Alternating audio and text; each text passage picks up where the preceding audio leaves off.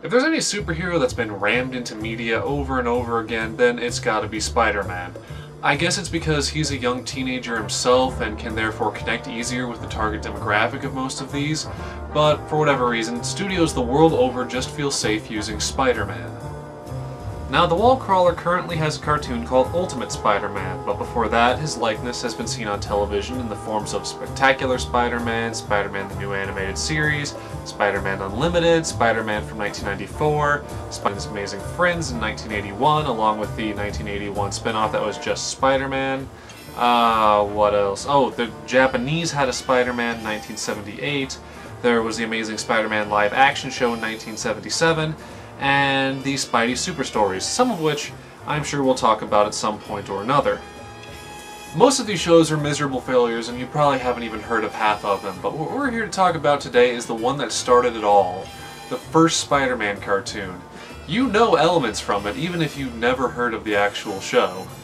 It's the one that's featured in all those memes like this one, and this one, and this one. Now, to be honest with you, I hadn't seen this show either before this review, so let's take a look.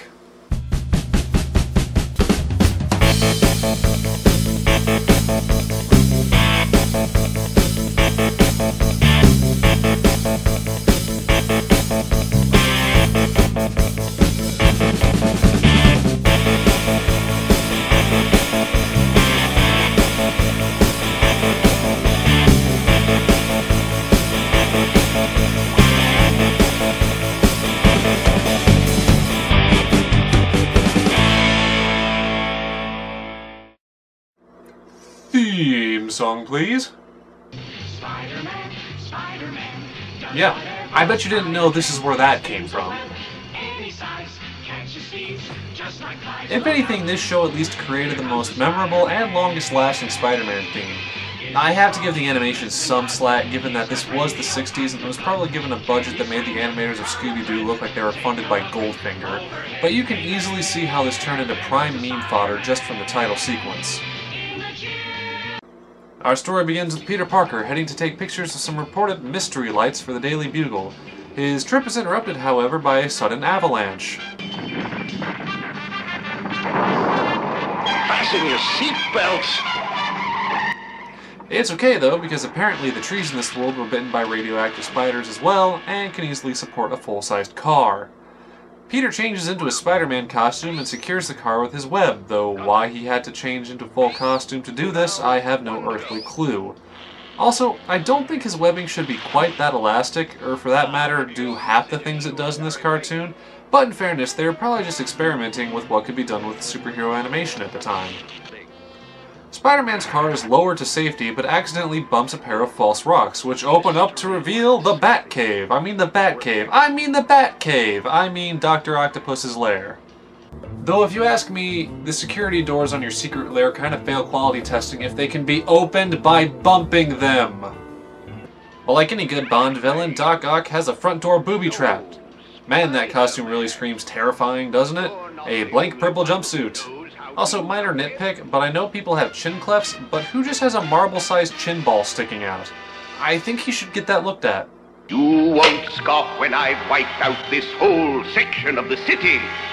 That's where I live. To prevent loss of life, I have sent Jameson a warning of my plan. Oh, I mean, yeah, he wants to rule the world through the terror of his super doomsday weapon, but he doesn't want to actually hurt anyone. I mean, come on, he's a megalomaniac, not a sadist. Also, why in the blazing red hell would he send that warning to Jameson, the guy who runs the newspaper? In all likelihood, this being the middle of the night, there won't be another paper printed until this plan is long, long over. Even if he were working on an issue right then, it wouldn't be delivered until this was too late. Send it to the television media, or radio, or, and this is a crazy thought, the authorities! But I can see how reading this will just send panic throughout the newsroom. I mean, can you see the terror gripping Jameson's heart as he reads a threat from a guy who calls himself Dr. Octopus? Dear Jameson, my name is Dr. Octopus. Me and my super-powered metal arms have made a super-duper doomsday device that will eradicate an entire section of the city. So tell everyone to leave the area so no one actually gets hurt. I mean, who needs that kind of bad press? Sincerely yours, your future ruler, Dr. Octopus. The hell is in this coffee? Anyway, this lady, who is neither Gwen Stacy, Mary Jane, nor any love interest I'm familiar with, starts to worry about Peter. You can't trust the teenager to do a job. He's goofing off, no doubt. This coming from the guy sporting a Hitler mustache. Cutting back to Spider-Man, he manages to break the chains of his net and attacks Dr. Octopus, which completely fails and ends in him getting caught in another trap dropped from the ceiling. While this is going on, the one girl from Jameson's office goes looking for Peter and ends up running into a cop. Betty Bugle of the Daily Brand. Betty Brand of the Daily Bugle. Okay, Miss Brandt, but be careful. We've had some strange reports about this place. What's a nice girl like that doing way out here? You know, you could go with her, or keep an eye on her, or something. I mean, gee, I guess you're real busy patrolling this barren stretch of road. For that matter, I don't know why she didn't request assistance from the officer when looking for the missing person. Well, apparently her name is Betty, and she finds a secret entrance to Dr. Octopus's lab. Why she doesn't get the police officer she just ran into or anything is now added to the list of things that befuddle me. Of course, being a woman in a superhero cartoon, she is captured immediately. So, how exactly is this cage stopping Spider-Man from using his webs? Dr. Octopus starts to turn on his machine, but Spider-Man remembers that, oh wait, he has spider powers, and releases himself from his trap. I'll stop you with my all-powerful arms. You know, that might work a little better if you don't loudly announce it first. Eventually he ditches trying to get Spider-Man with his robot arms and just drops yet more things from the ceiling. I mean, what is it with these supervillain layers just having tons of heavy objects hanging from the ceilings? How do they even get that stuff up there? Okay, that takes care of the cage, the net, the giant rock to fall from the ceiling. Now I just need to put the piano, the anvil, the vat of acid, and the tigers up there. Though I don't know how I'm going to feed them from the ceiling. I'm going to need more bungee cord. Spider-Man is defeated again, and this guy is the hero, and is handcuffed to the cage along with Betty. Meanwhile, Jameson is starting to get calls about water and electric lines malfunctioning, because, you know, as a newspaper editor, he's a guy you call about that stuff. But how will Spider-Man thwart Doc Ock's plan? Well, I guess he won't, because we see buildings exploding on Dr. Octopus's screen, and please don't ask me where he's getting this footage.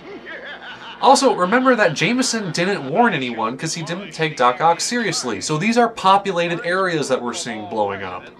Spider-Man frees Betty and then himself. Spider-Man, how did you get out of those handcuffs? Just talented. Dude, why are you even concerned by this point? You kicked the guy's ass 3 times already. No, but this time Spider-Man has a trick up his sleeve. Oh, this blasted web, I can't see!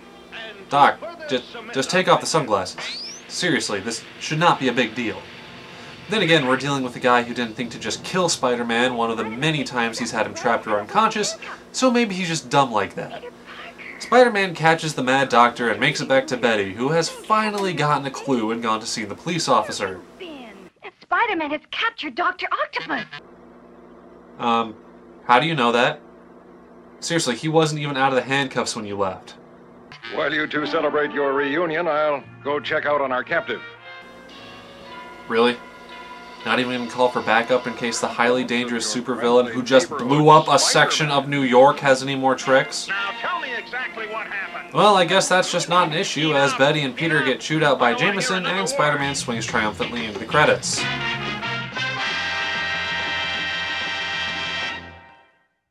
Though to be honest, I don't see what he's triumphant about. We see the buildings exploding. Dr. Octopus's plan succeeded. And we know that Jameson didn't warn anyone that it was going to happen, so we just witnessed the deaths of thousands of people. I know I said in the beginning that the animation gets some slack due to the budget, but they seriously couldn't even write a better story where, oh I don't know, the bad guy's plan doesn't work. They couldn't write a story where the hero doesn't get beaten multiple times with barely any effort.